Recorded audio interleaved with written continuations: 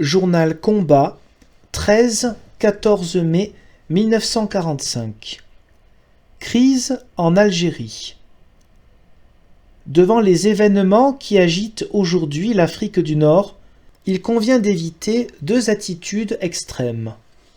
L'une consisterait à présenter comme tragique une situation qui est seulement sérieuse.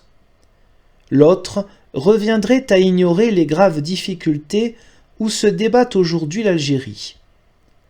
La première ferait le jeu des intérêts qui désirent pousser le gouvernement à des mesures répressives, non seulement inhumaines, mais encore impolitiques.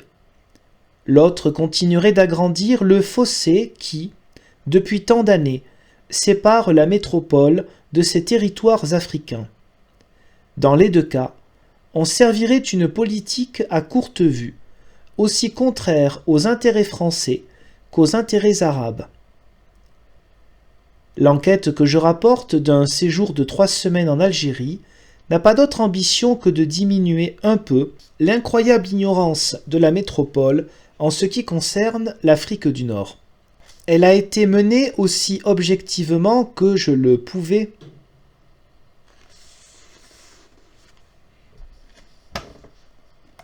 À la suite d'une randonnée de 2500 km sur les côtes et à l'intérieur de l'Algérie, jusqu'à la limite des territoires du Sud. J'ai visité aussi bien les villes que les douars les plus reculés, y confrontant les opinions et les témoignages de l'administration et du paysan indigène, du colon et du militant arabe. Une bonne politique est d'abord une politique bien informée. À cet égard, cette enquête n'est rien de plus qu'une enquête. Mais si les éléments d'information que j'apporte ainsi ne sont pas nouveaux, ils ont été vérifiés.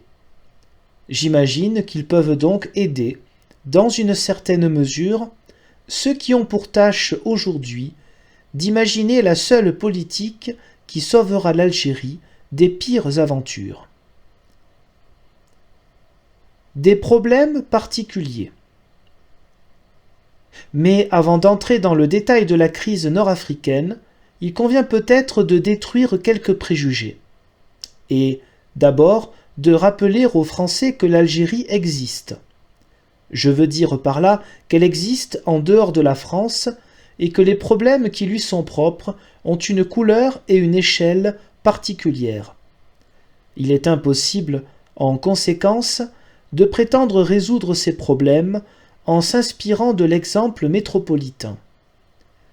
Un seul fait illustrera cette affirmation. Tous les Français ont appris à l'école que l'Algérie, rattachée au ministère de l'Intérieur, est constituée par 3 départements. Administrativement, cela est vrai.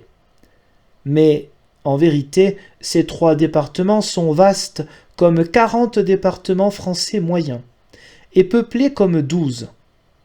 Le résultat est que l'administration métropolitaine croit avoir fait beaucoup lorsqu'elle expédie 2000 tonnes de céréales sur l'Algérie. Mais, pour les 8 millions d'habitants de ce pays, cela représente exactement une journée de consommation. Le lendemain, il faut recommencer. L'éveil politique des musulmans. Sur le plan politique, je voudrais rappeler aussi que le peuple arabe existe. Je veux dire par là qu'il n'est pas cette foule anonyme misérable où l'occidental ne voit rien à respecter ni à défendre. Il s'agit, au contraire, d'un peuple de grande tradition et dont les vertus, pour peu qu'on veuille l'approcher sans préjugés, sont parmi les premières. Ce peuple n'est pas inférieur, sinon par la condition de vie où il se trouve. Et nous avons des leçons à prendre chez lui, dans la mesure même où il peut en prendre chez nous. Trop de Français, en Algérie ou ailleurs, l'imaginent par exemple comme une masse amorphe que rien n'intéresse. Un seul fait encore les renseignera.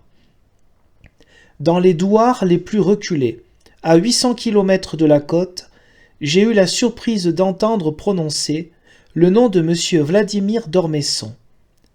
C'est que notre confrère a publié sur la question algérienne, il y a quelques semaines, un article que les musulmans ont jugé mal informé et injurieux. Je ne sais pas si le collaborateur du Figaro se réjouira de cette réputation obtenue aussi promptement en pays arabe. Mais elle donne la mesure de l'éveil politique qui est celui des masses musulmanes. Quand j'aurai enfin noté ce que trop de Français ignorent, à savoir que des centaines de milliers d'Arabes viennent de se battre durant 2 ans pour la libération de notre territoire, j'aurai acquis le droit de ne pas insister. L'Algérie est à conquérir une seconde fois. Tout ceci, en tout cas, doit nous apprendre à ne rien préjuger de ce qui concerne l'Algérie et à nous garder des formules toutes faites. De ce point de vue, les Français ont à conquérir l'Algérie une deuxième fois. Pour dire tout de suite l'impression que je rapporte de là-bas, cette deuxième conquête sera moins facile que la première. En Afrique du Nord, comme en France, nous avons à inventer de nouvelles formules et à rajeunir nos méthodes si nous voulons que l'avenir ait encore un sens pour nous. L'Algérie de 1945 est plongée dans une crise économique et politique qu'elle a toujours connue, mais qui n'avait jamais atteint ce degré d'acuité. Dans cet admirable pays qu'un printemps sans égal couvre en ce moment de ses fleurs et de sa lumière, des hommes souffrent de faim et demandent la justice. Ce sont des souffrances qui ne peuvent nous laisser indifférents, puisque nous les avons connues. Au lieu d'y répondre par des condamnations, essayons plutôt d'en comprendre les raisons et de faire jouer à leurs propos les principes démocratiques que nous réclamons pour nous-mêmes. Mon projet, dans les articles qui suivront, est d'appuyer cette tentative par le simple exercice d'une information objective. PS.